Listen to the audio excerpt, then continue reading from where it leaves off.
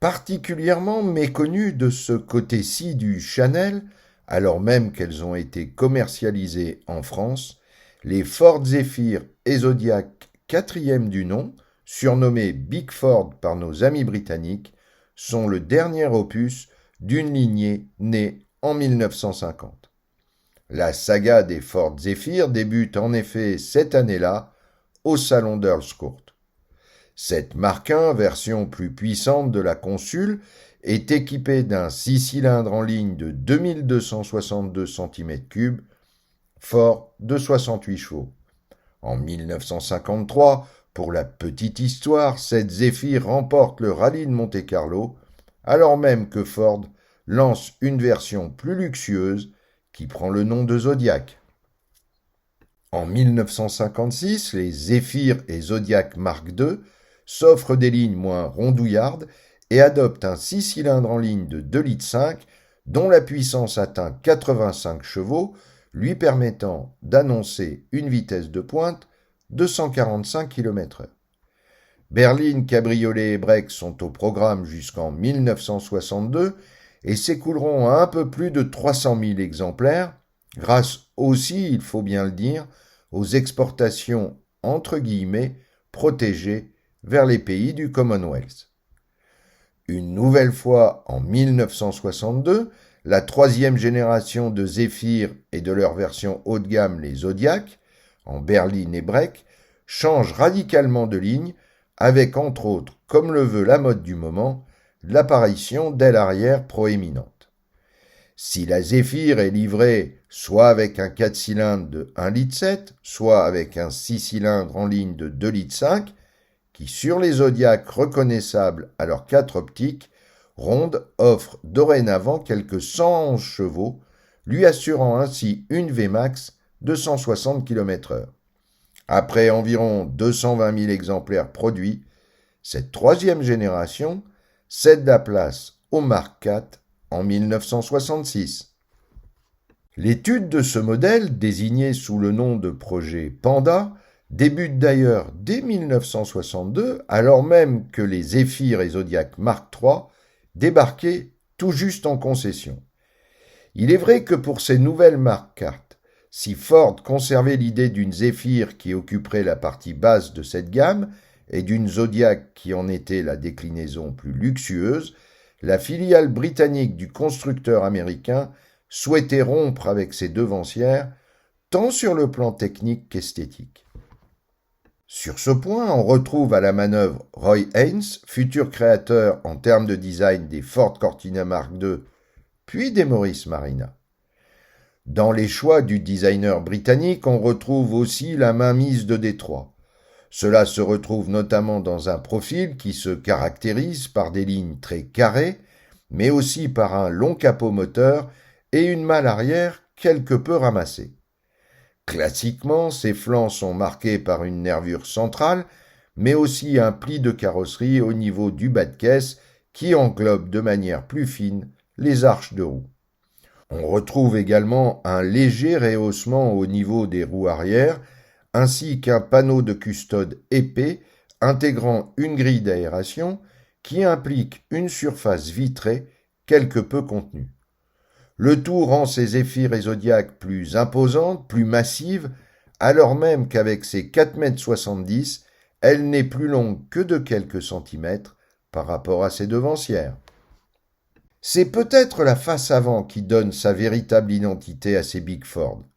Rectangulaire et elle aussi massive, suivant les versions, les Zephyr reçoivent une simple prise d'air sous les pare-chocs ou complétée par une calandre relativement fine qui est encadrée par 2 phares ronds qui prennent place dans un socle commun qui intègre les blocs clignotants veilleuses verticaux en 2 parties qui débordent légèrement sur les ailes. Des clignotants dont la forme sera reprise peu ou prou sur les Cortina Mark II. Les Zodiac se différencient par l'adoption de 4 optiques rondes qui débordent en haut et en bas de la calandre, ainsi que par des blocs clignotants légèrement différents. Les pare-chocs rectilignes avec ou sans butoir, quant à eux, sont communs aux 2 modèles. Le dessin de la face arrière des Zephyr Mark IV est lui aussi très carré, avec des combinés de feux rectangulaires séparés en 3 parties par de fines barrettes chromées. La Zodiac, elle, reçoit une bande décorative entre les feux, pour partie en trompe-l'œil, laissant à penser que ceux-ci courent sur toute la largeur du véhicule. Techniquement, ces Zephyr et Zodiac Mark IV n'ont que peu de points communs avec leur devancière. En effet, ces monocoques inaugurent une toute nouvelle plateforme et disposent de 4 roues indépendantes. À l'avant, les suspensions sont constituées de jambes de force type McPherson et à l'arrière de bras tirés, le tout accompagné de couples ressorts hélicoïdaux amortisseurs. Les Zephyr et Zodiac inaugurent également de tout nouveaux moteurs, V4 et V6, appelés Essex, positionnés longitudinalement. La Zephyr est donc disponible avec un V4 de 2 litres développant 83 chevaux d'In ou un V6 de 2 litres 5 fort de 104 chevaux. Quant à la Zodiac, elle s'offre un V6 porté à 2994 cm3, distillant 128 chevaux et disposant d'un alternateur au lieu d'une dynamo. Des moteurs qui feront les beaux jours, parfois dans d'autres cylindrées, sous les capots de diverses Ford, comme certaines versions de Capri, Corsair ou Granada Mark I, mais aussi d'utilitaires comme les Transit. Le V6 Essex a également été retenu par nombre de constructeurs de petites sportives britanniques des années 70, tels que TVR, Gilbert pour son Invader, AC pour sa 3000 ME, Marcos pour sa GT, ou encore Reliant qui l'utilisa sur ses premières Scimitar GTE. Ce V4 ainsi que les 2 V6 sont accouplés aux mêmes transmissions avec levier au volant ou au plancher qui sont à 4 rapports ou en option à la même boîte munie d'un overdrive sur les 2 derniers rapports ou encore à une transmission automatique Cruise-O-Matic Ford USA C4 ou Borg-Warner suivant les millésimes et les pays. Afin d'être complet, on ajoutera que le freinage de cette lourde berline, de 1240 à 1340 kg, est confié à 4 disques. Avec son important empattement, l'habitacle de ces Big Ford permet à 5 adultes de prendre facilement place. Le coffre est suffisamment grand, d'autant plus que la roue de secours a été positionnée à l'avant du moteur. Si les Zephyr V4 sont livrés de série avec une banquette avant, les V6 ainsi que les Zodiac ont le droit à des sièges séparés. Bien évidemment, les Zodiac sont nettement mieux équipés et reçoivent un habillage et des selleries bien plus qualitatives. Cela est encore plus vrai avec les Zodiac dans sa déclinaison exécutive qui, en plus d'un volant réglable, d'un allume-cigare, de feux de recul, dispose de série d'une direction assistée, de phares anti-brouillard, d'un toit ouvrant, d'une autoradio, etc. Si la planche de bord très classique dans son design est plutôt minimaliste sur les Zephyr, sur les Zodiac, l'instrumentation est bien plus complète avec entre autres compte-tours et ampèremètre. Avec les mêmes mécaniques que les berlines, ces Big Ford ont été proposés également en break, qui prend le nom classiquement d'Estate. On ne peut pas dire que cette transformation soit une réussite esthétique, tout particulièrement vue de côté, où la cellule de chargement fait plus que rajouter. La face arrière plus équilibrée et, quelle que soit la version, équipée des feux de Zephyr. Le haillon a pour lui de s'ouvrir suffisamment bas pour faciliter l'accès à un vaste espace. On notera que Ford avait délégué ces transformations au carrossier Abbott. On ajoutera que, notamment, la société Coleman Mine proposa des versions limousines, mais transforma aussi ses Ford en ambulance, en corbillard, etc. Par ailleurs, Ford livra à la police anglaise 22 Zephyr équipés du V6 3 litres, recevant un ABS mécanique ainsi qu'une transmission intégrale identique à celle des Jensen Interceptor FF. Malgré des dessous modernes, ces grosses Ford déçoivent. Si elles s'avèrent Confortable, la tenue de route n'est pas exempt de tout reproche, avec un train arrière particulièrement baladeur.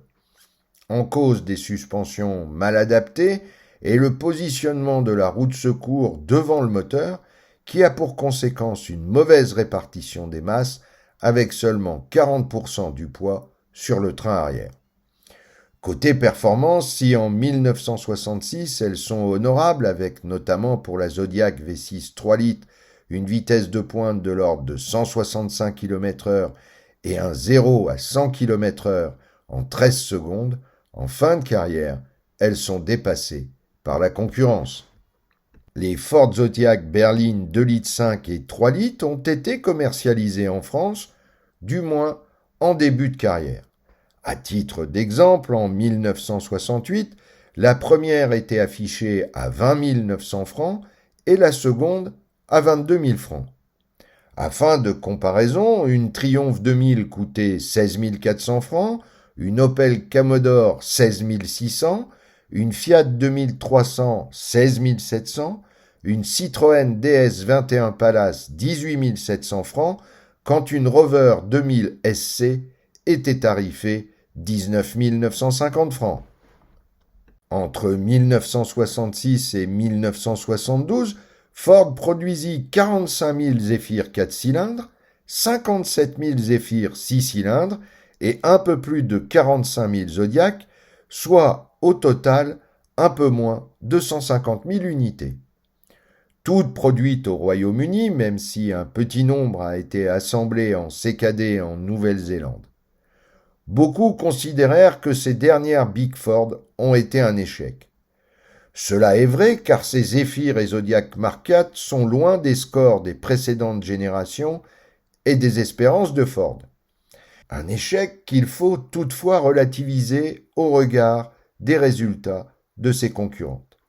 Certes, les Triumph 2000 et 2500, comme les Rover P6, se sont vendues toutes deux à plus de 320 000 unités, mais en 14 ans de carrière. Et que dire de ces autres concurrentes sur le sol anglais, que sont les Austin 3 litres qui n'ont pas dépassé les 10 000 unités, ou encore Vauxhall qui ne vendra qu'un peu plus de 60 000 Cresta PC et Viscount entre 1965 et 1972. Toujours est-il que ces Big Ford se retirent dans l'indifférence générale cette même année. En même temps, la filiale allemande du géant américain stoppe la production de ses P7B. Ces deux modèles auront le droit à la même remplaçante, à savoir les Consul Granada Mark I, produites à la fois en Grande-Bretagne mais aussi en Allemagne, qui, elles, rencontreront un tout autre succès. Mais ça, c'est une autre histoire.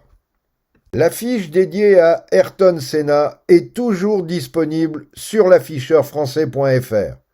Si vous souhaitez vous faire plaisir, sachez que c'est aussi une très belle manière de soutenir notre travail.